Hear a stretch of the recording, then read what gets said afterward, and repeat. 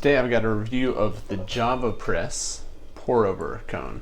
So this is basically a permanent filter, and it's kind of, I like to think of it as a fusion between French press and the pour over method. The reason I say that is because it's basically a sieve, a very fine sieve that will let through a little bit more of those coffee oils and any extra sediment that you would desire from your French press coffee. So it technically would provide more body to your coffee, or a heavier mouth feel.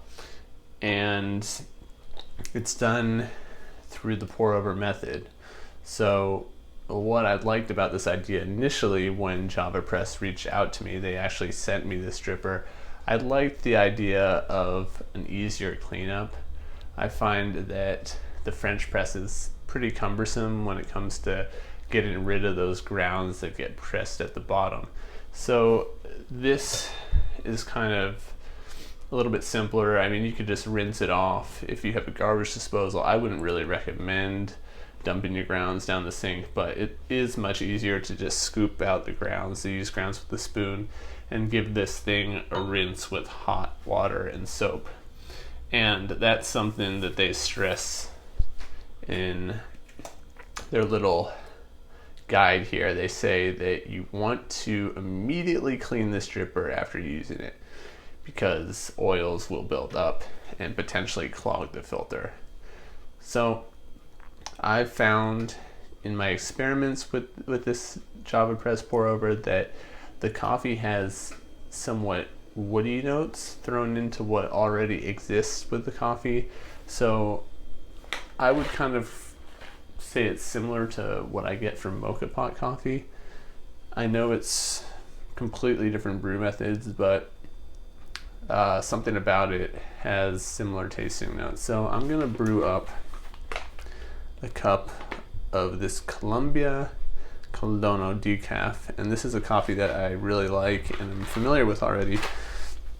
So I'll see how it tastes different, if at all, from some of the other brew methods I've been using, particularly the pour over brew methods like Chemex and Hario V60. I've been brewing up a lot of this coffee with those methods.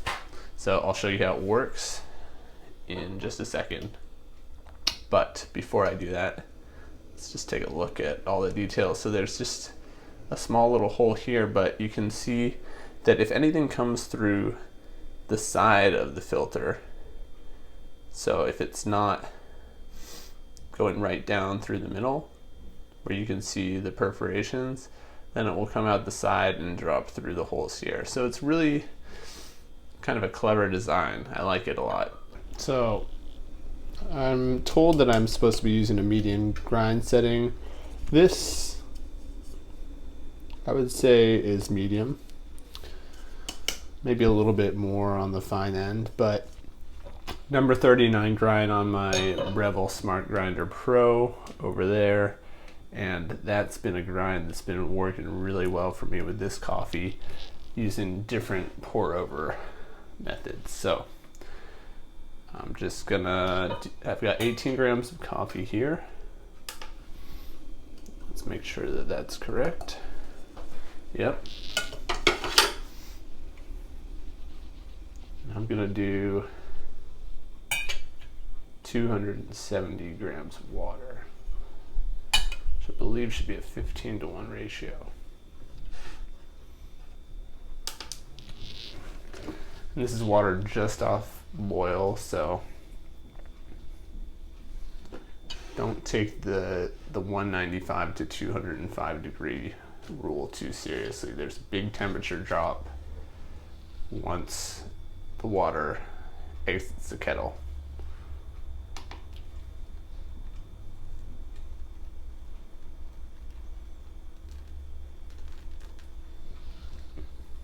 Let it bloom.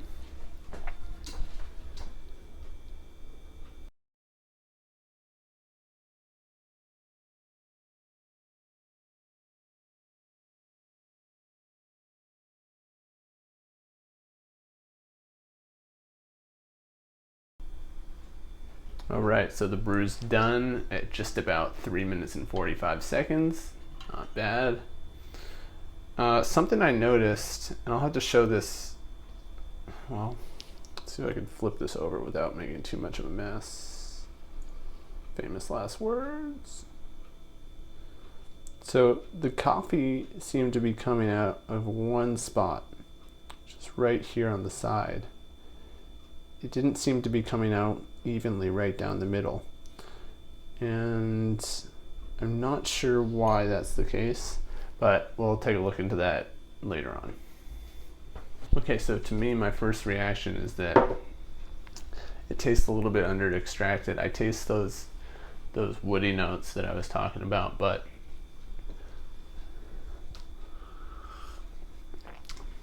I'm gonna have to reassess, I think, once it cools off.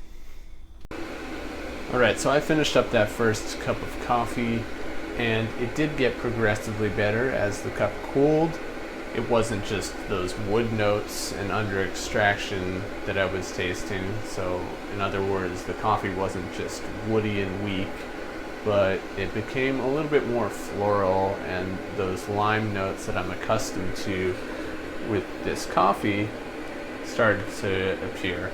But in any case, I don't think it's fair for me to evaluate this dripper after just one pour over. So I'm gonna brew it up again. I've made the grinds, or I'm going to grind the coffee more finely, up 12 steps on my grinder. So I'll show you that once this water is heated, and we'll see if we can get a better extraction out of this.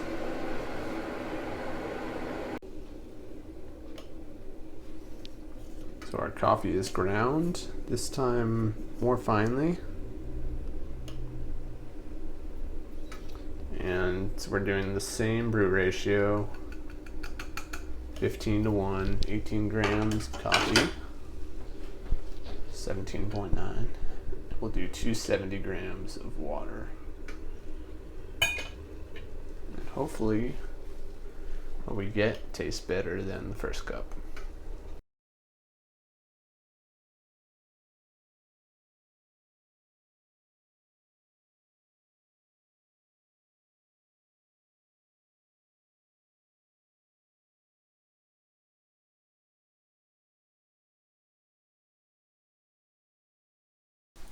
So this extraction was just about a minute longer.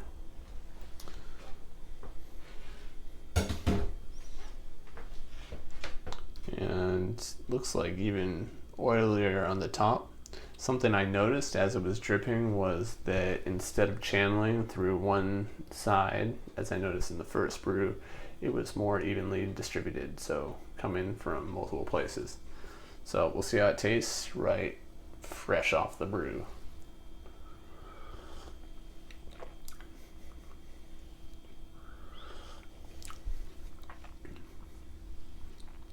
All right, more balanced this time. Still slight wood notes, but the lime is more present up front than it was before. So I'll report back with kind of the summary of what I think about this JavaPresse Pour Over, pros and cons, and final evaluation on this cup of coffee. Okay, so the coffee did get better as it cooled. More of those citrus notes that this coffee is really known for. Still that smoky wood-like note that I'm really familiar with in a Moka Pot. But I think that this is a nice coffee maker, a nice alternative to, say, your Hario V60s, your Chemex, because it uses a permanent filter and you don't have to fuss around with paper filters. Me personally, however, I think that the paper filter is the way to go. I like a cleaner cup of coffee, and I think that this is more suitable for somebody who, say, wants something that's more in line with what a French press or a Moka Pot will give you in terms of the body of the coffee, but without the cleanup involved. Now, that isn't to say that this is necessarily the easiest coffee maker to clean. I mean, you do have to scoop out the grounds immediately, but that's not really a big hassle, at least as compared to cleaning out a French press. It is definitely a bigger hassle, though, in my opinion, than cleaning out your Hario V60 or Chemex. Chemex, of course, you'll want to get into the carafe from time to time and wipe out any excess oils, but I still think a paper filter is the way to go if you've got the space for it and don't have any problems with keeping paper filters around or even disposing them in your compost or garbage. So I think that aesthetically speaking, this is a really nice piece of coffee equipment. On the downside, though, I think I can't really say how durable I think it is. It's pretty thin stainless steel, especially around the sides here, which comprises the sieve. Also, if you go down here, you can see how it's basically, well, this is a better look. You can see around the bottom here that the filter itself kind of has these openings. I don't know if you can tell, but basically where the filter is stapled in, I don't know how to describe that, stapled, welded. There's some openings there, some pretty obvious ones. So that to me is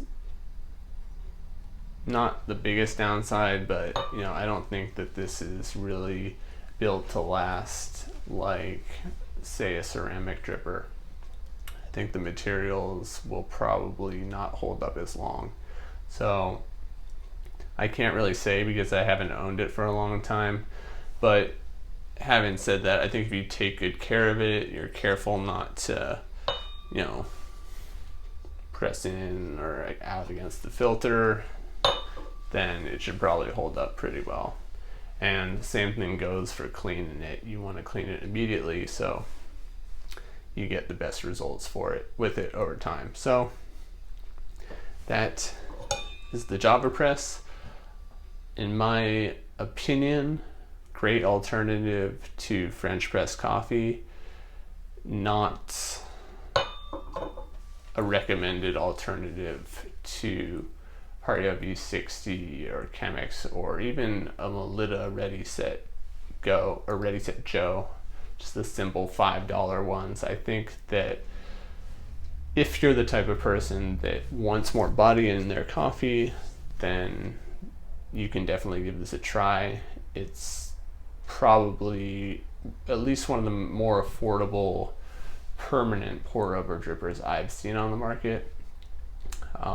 The Able filter is an example of a permanent filter used with the Chemex, and that's way more expensive than this is, so it's a good value in that regard, and I don't imagine that there would be huge differences in the resulting coffee. So again, if you're somebody who wants body from their pour over, then this is a good thing to try. If not, then I would stick with the paper filter method.